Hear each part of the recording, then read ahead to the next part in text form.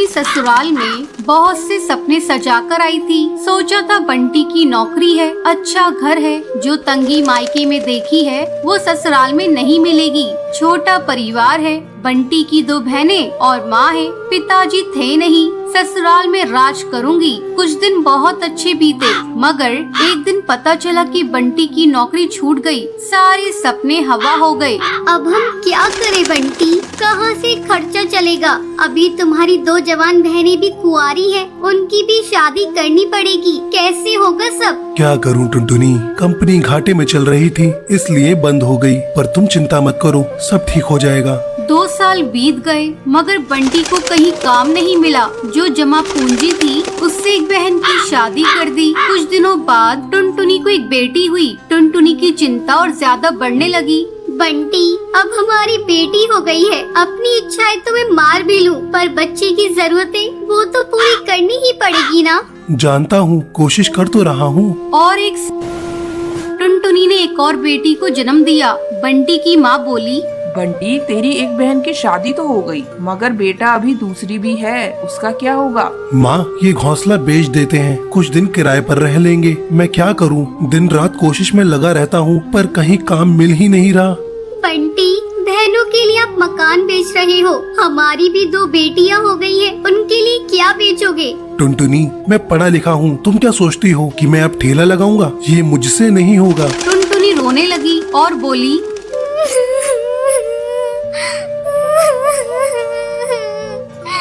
तो क्या मैं अपने बच्चों के लिए 10 रुपए के अनाज के लिए भी तरसती रहूं? दोनों बच्चियां दाने के लिए रोती रहती है, क्या पानी से उनका पेट भरती रहूं? जब तक कोई नौकरी नहीं मिलती तब तक तो कुछ कर ही सकते हो, या मुझे ही काम करना पड़ेगा?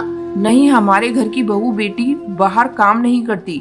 टुनटुनी बहुत दुखी रहने लगी। कुछ समय बाद घर बेचकर दूसरी बहन की शादी भी हो गई। अब तो रोज ही बंटी और टुनटुनी के बीच में लड़ाई रहने लगी। एक दिन बेरोजगारी से तंग आकर बंटी ने आत्महत्या कर ली। टुनटुनी के सारे सपने टूट गए।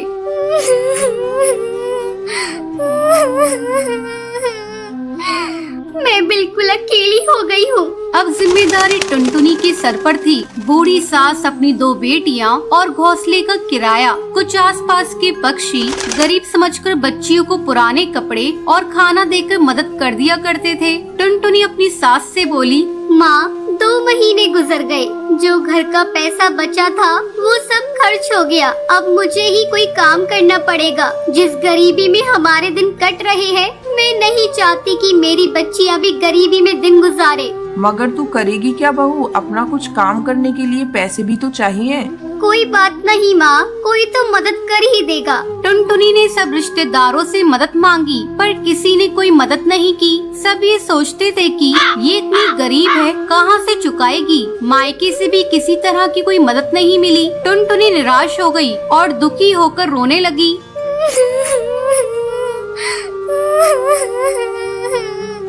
मैं अपने बच्चों को भूखा नहीं मरने दूंगी, कुछ ना कुछ करूंगी, पर इतने पैसों में क्या? एक दिन उसे उसके ही जंगल का एक चिड़क गोलू मिला। वो टुनटुनी की शादी से पहले टुनटुनी को बहुत पसंद करता था, लेकिन उससे कभी कुछ कह नहीं पाया था। अरे टुनटुनी, कैसी हो तुम? और यहाँ कैसे? और ये क्या हाल बना रखा है तुमने अपना? गोलू, मैं ठीक हूँ, यहाँ पास में ही मैं किराए पर रहती हूँ। मगर पति तो नौकरी करते थे, फिर किराए पर कैसे?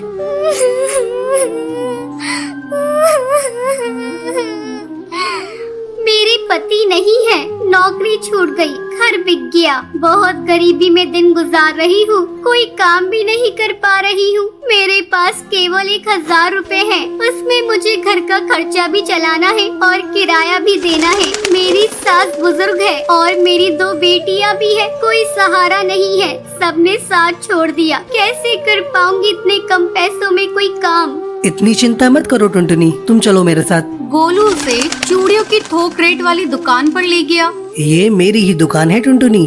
फ्री में देकर तुम्हारे आत्मसम्मान को ठेस नहीं पहुंचाना चाहता, इसलिए ये 1000 रुपए की चूड़ियां दे रहा हूँ। बाजार में इनकी कीमत बहुत ज्यादा है, पर मैं तुम्हें ये आधे रेट में दे रहा हूँ। लेकिन तुम इन्हें 20 रुपए दर्जन बेचना। ये बहुत सुंदर चूड़ियां हैं, पहले कम बेचना और जैसे ही मुनाफा दिखाई दे 30 रुपए दर्जन बेचना। टुनटुनी बहुत खुश हुई। उसकी सारी परेशानी का हल जो उसे मिल, वो चूड़ियाँ बेचने लगी। चूड़ी ले लो, चूड़ी रंग बिरंगी चूड़ी ले लो, सुहागों वाली चूड़ी ले लो। वो डाल डाल जाकर चूड़ियाँ बेचती और बीच बीच में आकर अपनी बेटियों को भी देख लेती। आसपास के पक्षी उसे गरीब समझकर मोल भाव भी नहीं करते। सबको उसकी चूड़ियाँ पसंद आने लगी और उसकी खूब बिक्री होने लगी। चूड़ियाँ तो टुनटुनी के पास ही सुंदर होती हैं, उसी से खरीदेंगे। तीज त्योहार पर और शादियों में चूड़ी पहनाने के लिए उसे ही बुलाया जाता था, जिसमें उसकी कमाई अच्छी हो जाती थी। इस तरह 1 साल गुजर गया। टुनटुनी के अच्छे दिन आने लगे। टुनटुनी गोलू से बोली, गोलू, तुम्हारा बहुत बहुत धन्यवाद। तुम्हारी वजह से मैं आज अपनी गृहस्थी चला रही हूँ, नहीं तो भूखे मरने की नौबत आ गई थी। ये तो तुम्हारी मेहनत है टुनटुनी, मैंने कुछ नहीं किया। जितनी मेहनत करोगी उतना ही अच्छा फल मिलेगा। इसलिए कहते हैं मेहनत करने वालों की कभी हार